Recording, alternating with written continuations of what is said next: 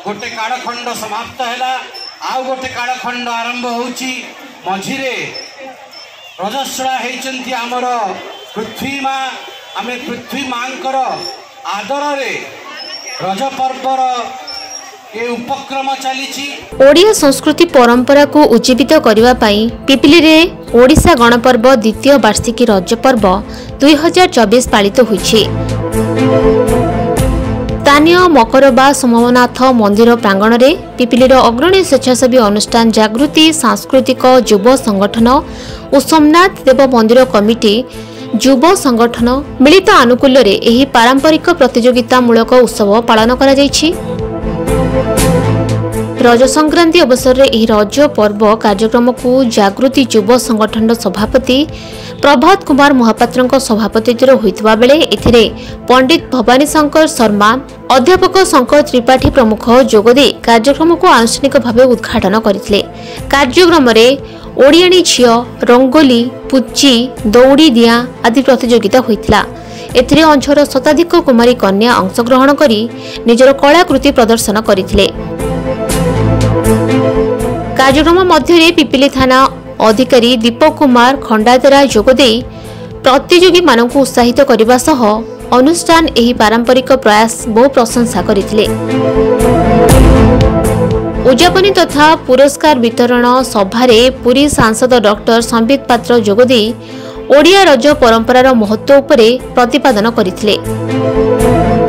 एथिसहित पिपिलीर सामग्रिक विकास उपरे मतव्यक्त प्रकाश करी गत निर्वाचन में तांकु सांसद भाव में निर्वाचित करिथिबारु से समस्त को धन्यवाद दे अंचल विकास में समस्त कामना करथिले।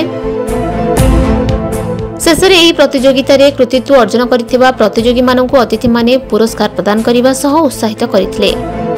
देखंतु आज्ञा आज होछि ओडिशार गण उत्सव रज पर्व। स्वाभाविक भाव में ओडिशार गोटे उत्साह गोटे उमंगर माहौल अच्छी।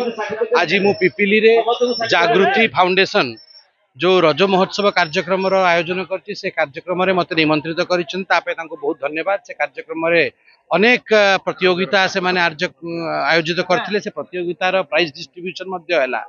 ये जो अवसर होची सबका साथ सबका विकास सबका विश्वास रो अवसर जो थिरे गाँव समस्ते सब महिला माने सब पुरुष माने एकत्रित है कि कौ भली भावे ग्राम आगु को बढ़िबो पंचायत आगु को बढ़िबो आमर निर्वाचन मंडली आगु को बढ़िबो तार चिंता करिवार अवसर मिले समस्त को गोटे प्लेटफॉर्म रे आसे पे अवसर मिले। आ मु तो कहबी ए रज होची गोटे अनोखा रज ए रज होची गोटे अलगा प्रकार रज कहीं कि अनेक वर्ष परे ओडिशा सरकार रो मध्य परिवर्तन हेची जो बड़ी भावे गोटे कालखंड शेष हेई आमे कहबू पृथ्वी माँ रजस्वला होती आ गोटे कालखंड आरंभ हुए अन्नदाता आमको नुआ फसल दियंती ठीक से भली भावे सरकार रो मध्य परिवर्तन हेची गोटे कालखंड सरीची द्वितीय भाग आरंभ होची आ गोटे नूतन कालखंड आरंभ हेची आमे समस्ते आशावादी अछु।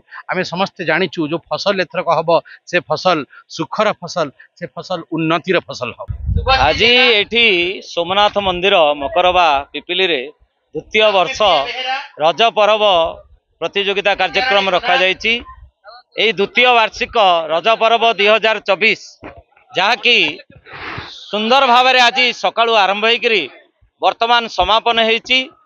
आउ ये समापन उत्सव रे माननीय सांसद डॉक्टर संबित पात्र मध्य जोग देई पुरस्कार वितरण करी प्रतियोगी मान को उत्साह प्रदान करिसंती। ओडिया पर्व ओडिया अस्मितार परिचय होची रज पर्व 3 दिन जो थे मातृशक्ति को प्राधान्य दिया जायछि माँ वसुधा को प्राधान्य दिया जायछि। कारण सर्व सृष्टिर जी होचंदी नियंता से होचंदी धात्री माँ वसुधा एवं ता स्वागत रे आमे रज पर्व पालन करिया सहित नारी शक्ति मातृशक्ति बा झियो माननकु आमे सम्मान सहित तांको यही प्रतियोगिता रे भाग देइथलु। आ अति सुंदर भाव में पुची रंगोली दहुड़ी डिया एवं विशेष आकर्षण थिला ओडियाणी झियो प्रतियोगिता जो थे अति सुंदर भाव में प्रतियोगी माने आकर्षणीय प्रतिभा देखै पुरस्कार पाइथुन। पिपिलीर मनोरंजन महापात्रଙ୍କ रिपोर्ट मेट्रो टीवी ओडिशा।